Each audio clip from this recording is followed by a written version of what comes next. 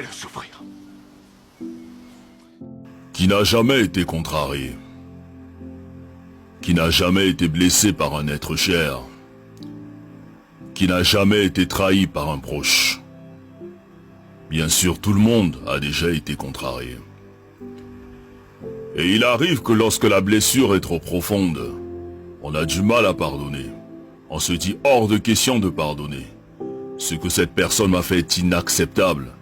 Mais à cet effet, que signifie donc pardonner? Pardonner, c'est le fait de ne pas tenir compte d'une offense qu'on t'a faite, d'une erreur, d'une faute. C'est le fait de renoncer à punir, de renoncer à se venger, de renoncer à rendre le mal par le mal. Seulement, il n'est pas facile de pardonner à une personne qui t'a fait du mal. Surtout si tu croyais en elle, que tu avais confiance en elle. Tu préfères la garder prisonnière et tu refuses de lui pardonner. Le souci est que lorsque nous refusons de pardonner, nous nous constituons nous-mêmes comme étant prisonniers. Et on commence à développer la haine, à développer l'amertume, à cultiver la jalousie et à cultiver la rancune. Et pourtant tous nous souhaitons que Dieu nous pardonne. Pour nos erreurs, nos offenses, nos imperfections et nos failles. Mais nous refusons de pardonner les fautes des autres, comme si nous n'avons jamais fait du mal à personne, comme si nous étions irréprochables. Qui donc peut oser dire qu'il n'a jamais fait du mal? Qui est parfait? Qui n'a jamais commis d'erreur? Qui n'a jamais fait le moindre mal?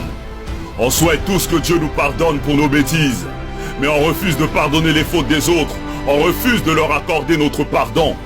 Et nous sommes toujours les premiers à aller à l'église, à aller à la mosquée, alors que dans nos cœurs nous avons des gens qu'on a constitués comme prisonniers. Mais jusqu'à quand allons-nous porter ces fardeaux? Jusqu'à quand allons-nous refuser de pardonner? Mais qu'est-ce qu'on gagne à détester ceux qui nous ont offensés? Parce que celui qui pardonne est celui qui a décidé d'avancer. Celui qui pardonne est celui qui a décidé de se libérer. Celui qui pardonne a fait le choix de donner un cadeau à quelqu'un même s'il ne le mérite pas. Parce que la rancune est une lourde pierre que celui qui pardonne n'a pas envie de transporter. Quand tu décides de pardonner, tu le fais d'abord pour toi-même. Tu le fais pour avoir la paix. Tu le fais pour avoir la tranquillité. Tu le fais pour être libre. Parce que celui qui refuse de pardonner est un meurtrier qui s'ignore. Pardonner, ce n'est pas oublier, ni cesser d'aimer, mais c'est se libérer d'un fardeau, c'est se soigner, c'est relever la tête, c'est prendre son chemin avec le sourire pour avoir un meilleur lendemain. Pardonnons à toutes ces personnes qui nous ont blessés. Pardonnons pour que le Tout-Puissant à son tour puisse nous pardonner. Pardonnons pour être au-dessus de ceux qui nous ont contrariés.